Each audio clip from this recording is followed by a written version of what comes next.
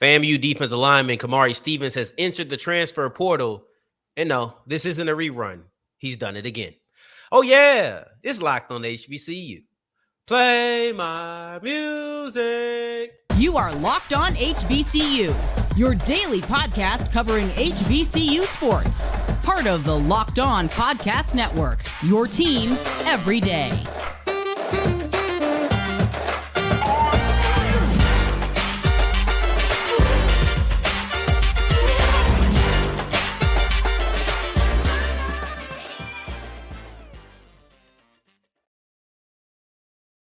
Family, welcome back to another episode of the Locked on HBCU podcast, your number one daily one-stop shop for everything HBCU athletics, Monday through Friday, part of the Locked On Podcast Network, your team every day. And I, of course, am Darian Gray, aka the Mouth of the South, Texas Southern alum and former TSU Herald Sports editor, contributing writer at USA Today's Saints Wire. And I appreciate you for making us your first listen of the day every day. And remember, just because the mic cuts off does not mean that the journey is over. It just means it's time to follow me on Twitter at South Exclusives. Starts with an S and it ends with an S. Today's episode will wrap up with the immediate payoff from the HBCU Swingman Classic in the MLB draft. But the first part of our show, it will be a double header, a double feature. It is about Kamari Stevens. We'll later break down the three major questions around his move into the transfer portal for the second time. But we'll start off with a flat-out statement. Kamari Stevens re-entering the transfer portal is embarrassing. There's no other way for me to actually describe this in one word. This is an embarrassing situation for FAMU, not for Stevens. Do what you got to do.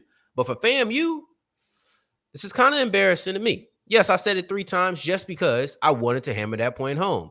Let's give the timeline to what I believe is honestly one of the strangest, if not the strangest story of the offseason. So May 1st, Kamari Stevens enters the transfer portal. Okay, that happens all the time. That's not rare at all. May 31st, he returns to FAMU.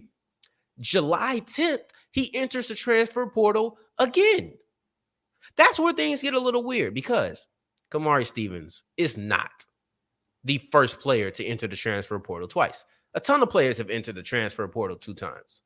You know, he's not the first to come back to his school, you know. However, to do the same thing twice in one offseason, that feels like a rarity. You know, that's where it really gets rare because I don't think that a lot of people who enter the transfer portal, come back to their school, enter the transfer portal again. And if they do, I highly doubt it happens in that same offseason, right? This is just something you don't see regularly. That's 40 days in between the time he decided to come back and then the time that he decided to leave. 40 days. That's a month and some change. And it just doesn't make sense to me. But let me tell you why this is so embarrassing. Now, when he returned, it wasn't quiet. It'd be one thing if it's like, oh, he's here and then he's gone again, but we didn't really talk. No, this was a big deal when Kamari Stevens returned. When Kamari Stevens returned, they had a whole video. It was ceremonial, all of it. It's like, we want you to know this is a big deal that we have an All-American level talent returning to our team. And I'm not just saying that. Willie Simmons wanted to, because beyond just that video, Willie Simmons went on a victory lap with the return of Kamari Stevens. So much so that he responded to a Jackson State fan and told that fan that they wouldn't understand the joy that comes from an All-American type talent returning and spurning FBS offers to return to your school because so many JSU players left in the portal. Now, he got a lot of flack for that. And we talked about it here. Overall, it puts yourself in a position where you better beat Jackson State. But to me, it was a fantastic comeback. Like, it was a fatality, Mortal Kombat type comeback because you really couldn't say anything to that. You just had to take that L. But now it's Simmons who has to take that L because he just looks dumb now.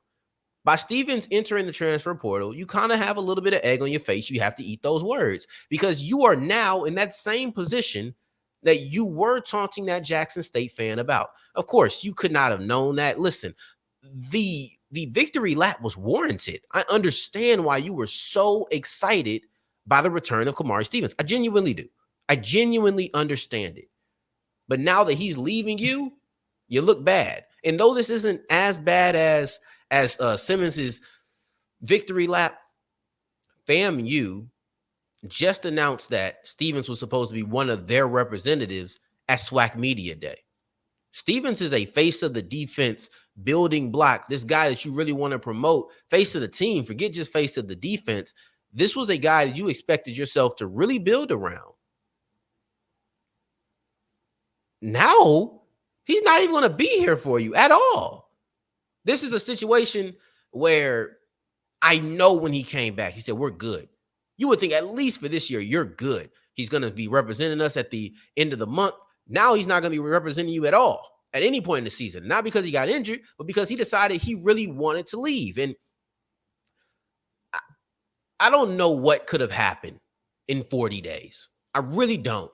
What could have happened in these 40 days that you either A, didn't know in your first couple of years in the program, things you didn't consider in the 30 days that you were in the transfer portal? What was this new aspect? I don't have the questions for that. He hasn't came out and said it. We probably won't know the answer to those questions until he enters or until he goes to another school. Until he goes to another school. Once he does that, he'll probably speak up and he'll say things. Because I heard the quotes that he had when he came back. I've seen the tweets. I've done all of those things. But my main question to Kamari Stevens is why? Why? That's what makes this so strange. It's not that Stevens left. We see that all the time. It's not that he came back. We just saw that with Isaiah Land last year. But you came back and you left almost as quickly as you returned. So when I have those questions about the 40 days, when I have those questions about what you saw, I don't have the answers, but I can speculate. In addition to that question of why, we also have how is this going to impact his offers? And then would you allow him back into the program? We'll explore the why. Would you allow him back? And then also, how does this impact his offers as we continue with Locked On HBCU? Because these are important questions that must be answered.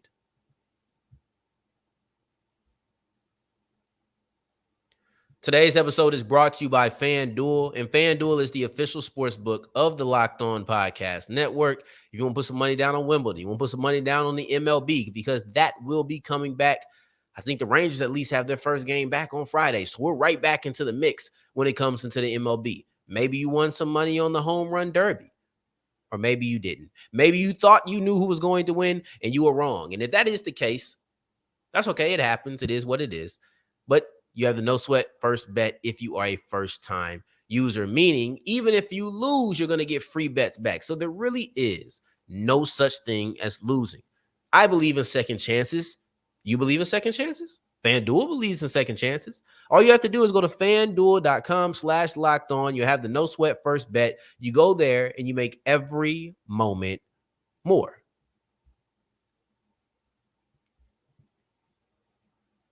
As we continue rolling on today's episode of Locked On HBCU, I appreciate you for making us your first listen of the day. Every day on Friday's episode, we'll be breaking down some of the big name FBS transfers that you have to watch that are coming to the HBCU ranks. I'm excited for that. That's going to be a lot of fun. I already have the 5 on the list. I got it from HBCU Game Day, and we'll be reacting to that list on Friday's episode. But right now, we're getting into a story that is embarrassing. We talked about it, the victory lap, the things you said kind of flying back at you now. It's embarrassing, but we have 3 major questions that we need to answer when it comes to this situation. Why? That's the number 1. Number 2, would you allow him back in the program? This isn't will FAMU, this is would I really. I'm going to be the one answering that question from my own point of view. And then just a little bit more speculation on how does this impact his offers? Because he's back in the portal. He's back to try to get offers. But let's first get into the why factor. Because that why factor is something that, okay, I want to read these tweets to you because there was a clear shift to me in late June We don't know the answer. This is pure speculation, and I could be completely wrong about this. So I don't want to make it seem like he's saying this. But the only place I can actually get the thoughts of Kamari Stevens are Twitter. And people tweeting live time, try to tell you what's going on with him. And you can see these questions or you can see these tweets. So June 22nd, he said, you don't need to change the world around you. You just need to change how you see it. That sounds like pro FAMU talk. Forget of all these things that are going on around and how people view HBCUs. You don't need to change the world around you. You're good with your settings. You don't need to go get more things. Okay, cool. Then June 30th rolls around. Fantastic day because it's my birthday. Great day. One of the matter of fact, a holiday. But on June 30th, Kamari Stevens was not in a good mood.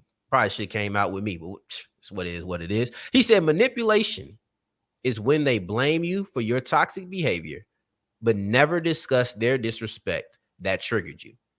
Okay, people say things like that all the time. The next day, loyalty outvalues everything. Okay, teetering. The next day, I hope they ain't selling dreams and I can really get a mansion. Okay. You know, like you have to understand that a lot of times people just be tweeting, but you got to see what these things mean. And once things like this happen, when you enter the transfer portal, we get to read in between lines, and maybe we're reading too deeply into things. I'll admit, but the information is there for us. But here's when it really gets damaging to me. He says, keep my mouth closed. It be too much on my mind. Don't nobody care. I won't dare waste my time. Now, granted, I think I looked those up. Those are Rod Wave lyrics. I don't listen to Rod Wave, okay? But I could tell that those were lyrics. Because I'm like, Kamari Stevens don't look like the guy who just tweet out random tweets and they just so happen to rhyme. I was like, okay. But even when you're talking about lyrics, these are still real life emotions. There's a reason he's tweeting this out. Then he said, I've been up for a month because my problem's too deep. I just lay in the bed and stare at the ceiling and think. Okay. You send in a message. Then the last one, the worst one of all, just finished school, shedding tears in the dark. That's when life hit me hard, but I can't give it up. That day, he tweeted that at 1 o'clock in the morning. By 1 p.m., he was in the transfer portal. You can try to get all these things. Oh, he's just tweeting lyrics. He's just doing it. Something was going on. He felt like he couldn't. He felt like he was being manipulated. He felt like, this sounds so damaging. I hate saying it this strong, but he clearly showed feelings of manipulation. He felt like he was being manipulated. He's talking about being sold dreams. Doesn't sound like trust is there. Starts questioning loyalty and says where he places his loyalty. So he's been up for a month. If you really want to look at it, that month is around the time that he came back in the transfer portal. By the time he came back to FAMU. And then lastly, talking about shedding tears in the dark, and he gone right after that. So what it tells me is that he begins to lose trust. If I had to make a speculation, if I just had to guess, I would say those things that I don't know within the 40 days of what happened is maybe in late June, he began to either lose trust. Maybe he started having those feelings of why he left come back up, and things began to become more and more apparent because maybe he was never fully comfortable with his decision. Because how do you go from I'm with my brothers, I want to do it together, I didn't want to, I'm big on loyalty, and without them, I wouldn't be in this position. I want to finish with my boys. I didn't want to leave my brother. Like, how do you go from these things to now I am gone? And maybe some of the inner workings, whether that's with Coach Simmons, whether that's with a position coach, whether that's with administration, whoever is with, I think that he began to lose some trust in somebody in that FAMU realm. And that's why he ended up leaving. Then he's talking about shedding tears when he graduated and all of those things. That's what I see. I see somebody who lost trust, began to see deceit, began to see manipulation, began to feel like he couldn't even really speak. I don't think that these lyrics are just lyrics he tweeted out. These are a little too deep in my opinion. Do you allow him back in the program? I would not. Not this time. I'm not letting you back in the program again. We spoke about players who enter the transfer portal and return and how I might look at them with a side eye, like, why did you return? What's going on? And it's funny because Kamari Stevens was actually an example that I used for that. Because whatever the reason was, I was going to let it go around the time that we start practicing, around the time that we start getting into preparing for the season. But I was curious, what changed your mind in situations like this where now you're gone? Now whatever made you come back, I guess, is no longer powerful enough to make you want to stay. That's all I can get from that. But I do think it's a little funny that we spoke about it. But I did say in that episode, I believe it was last Monday. I only did one episode last week. So it was Monday, where I said, basically, I'd let you back in the program. I have no problem. But I'm not doing this 2 times. I have no problem with Kamari Stevens entering the transfer portal 1 time. I don't have a problem with Kamari Stevens entering the transfer portal 2 times. But you do it once, I'll allow you back. You do it twice, you don't want to be here. I don't care what you see. Whatever you thought you might get leaving in the transfer portal, the second time you're going to have to go find that, because I'm not letting you back. I'm not coming in with open arms and just, yeah, I'm glad you're back. No, you want to go. At this point, if you don't leave, it's something out there that is pushing you back here. You already said they couldn't offer you what FAMU offered you, yet you're going back to it. So maybe whatever you're looking for, it's not here. It's not in the teams that offered you, but it's going to have to be somewhere that's not FAMU, because whatever you're looking for, we ain't going to have it here. Even if we did, I'm not going to show you. That's the way that I feel about it, because I can't do this dance with you 2 times. I can't go through this process of, do you want to be here? Do you not want to be here? I can't do this with you 2 times. I don't care who you are. I don't care how much value you have. Once you enter that portal 2 times, you clearly want something in the portal. Period. And I'm going to let you find it. Now, to the idea of his offers and how is this going to impact his offers? I think that, first off, it does make him look indecisive. It's just a question of, does that indecisiveness show itself as being unreliable? That'll be the question, because I went through recruiting you. You said you wanted to go back to FAMU. I've moved on, but now you're back in the portal. Can I trust you? Can I trust that you actually know what you want? Jacksonville State, Central Florida. Troy's already offered him. I don't know if Troy was one of those original offers or whatnot, but Troy has offered him already. So I know new schools are going to be in on it. Like, he's an attractive prospect, so I know he's going to get offers. But I'm just curious if those same offers from the first go-round come back around this time. Why does he leave? I think he had a little bit of feelings of resentment. I think he started lacking trust in somebody up there at FAMU. Would I allow him back? No, not for a second time. You obviously have something you're looking for, and I'm going to let you at least try to find it, because whatever you're looking for is not at FAMU. And then lastly, does it impact his offers? We'll see. Only time will tell, right? I think that's an appropriate way to look at that. I love some wordplay, man. Y'all, you would have thought I was angry with that, but I love me some good wordplay. But yeah, only time will tell, just like his Twitter name. I wish him the best. I really do. I wish that whatever Kamari Stevens is looking for, he finds. And if he's welcome back at FAMU, I'll talk about it. If we have some more information on why he decided to leave, I'll talk about it.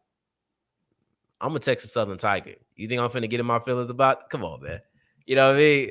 I really only say that because sometimes I catch my delivery, and this isn't too important, but sometimes I catch my delivery. I'm like, dang, I'm delivering. It's kind of strong right now.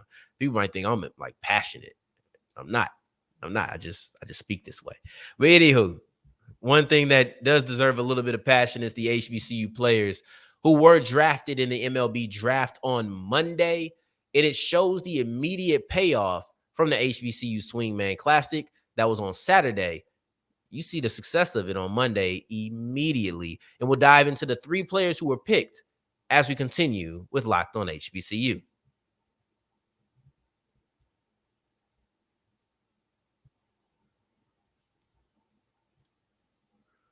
We wrap up today's episode with Locked On HBCU. So I appreciate you for making us your first listen of the day every day, making it all the way to segment 3. And I thank you 2 times for that. Thank you. Thank you very much. The HBCU Swingman Classic has an immediate payoff. On Monday's episode, we discussed the purpose and how King Griffey Jr. and the HBCUs, their values kind of aligned, and that's why the HBCU Swingman Classic was able to go down to start off All Star Week. And basically, King Griffey Jr. and his father, King Griffey Jr. Sr., so junior and senior, have both been trying to improve the racial diversity, specifically for Black Americans in the MLB. Now, that falls in line with HBCUs who want Black athletes to just move to the next level. So it made sense. It all followed. But now, how are we going to see the payoff? This year, you had it with 3 players, all 3 of which competed in the HBCU Swingman Classic. So you had Nolan Santos from Bethune-Cookman, drafted in the 7th round by the Minnesota Twins. You had Xavier Meachem of North Carolina A&T, selected in the 10th round by the Miami Marlins. You had Trey Paige of Delaware State, selected in the 17th round by the St. Louis Cardinals. And like I said, all of these players were participants in the HBCU Swingman Classic, and I think that at least qualifies as immediate payoff, immediate return on your investment. That's how I would look at it. So when you're looking at the trio, when you're looking at this triumvirate, the story of it is definitely the pitchers, because you had 2 pitchers and then you had an infielder in Paige, right? But Meachem and Santos are both pitchers. I think they're both righties. I think they're both right-handers, if I'm not mistaken. But you look at Santos, and Santos is a guy who he's a first-team all-SWAC pitcher this offseason or this season. He had 138 strikeouts last year. He dedicated to the craft. Let me tell you a story. I think the story really does the best service for who Santos is. Santos is so dedicated to improving his craft, and his love of the game of baseball is so large that when Bethune-Cookman canceled their season due to COVID, Santos said, nah, I'm not going to. Y'all canceled y'all season. My season's still going. I'm going to go ahead and transfer out. He came right back. So it wasn't any problem. He came right back. I think he transferred to a community college because I think he had one more. I think he was a sophomore that year. So he had a year eligibility at a JUCO. That's a weird way to say it, but it's the best way to say it. So I thought that was a lot of dedication to the craft. You look at Meachem, right? Meach was a guy who they had lots of good things to say about him as a freshman. He was quiet, but they felt like he was a quiet, natural-born leader and a player who everybody just flocked to, even though he didn't talk much. And, we love those kind of guys because it doesn't matter if you are rah-rah, doesn't matter if you're quiet. If you can get people to follow you, even when you're not trying to get people to follow you, I think that speaks volumes, not only about you as a player, but then also the quality of person that you are, man or woman, whatever the sport is, right? Then you have Trey Paige, who he's the one non-pitcher on here. And he was drafted by the Cardinals. He's a Delaware State legend, honestly, right? He's an all-timer at the position. And he's actually the second highest drafted Delaware State baseball player of all time. He's the 7th overall player drafted at that school ever, right? MEAC player of the year. And then also, here you go, top 5 in doubles, 7th in RBIs. 3rd in runs, 3rd in home runs, 3rd in walks. So he's a heavy hitter, well respected by the walks. You see it like a lot of times pitchers are afraid of his bat. Pitchers are afraid of his back, so he gets the walks.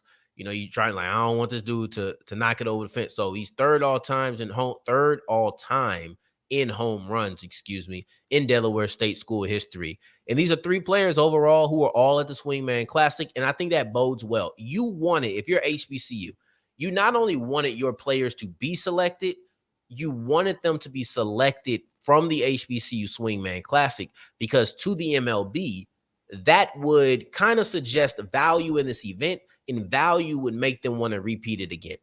You don't want just because Ken Griffey Jr. was a part of it and it was in the city of Seattle to be the only reason that this happens. You want it to be the reason the first one happens, and the success will be the reason that the 2nd and 3rd and 4th and 5th happen. But I appreciate you for making us your first listen of the day. I hope you stick with us for your 1st, your 2nd, your 3rd, your 4th, your 5th. But on Friday's episode, we'll be diving into some of the Power 5 transfers who HBCU Game Day believes is going to make the biggest impact and you need to watch in 2023 on the HBCU level. But in the meantime, in between time, y'all know where to find me at Twitter, at South Exclusives. Until the next time that we hear each other, family, take care, stay blessed. Peace.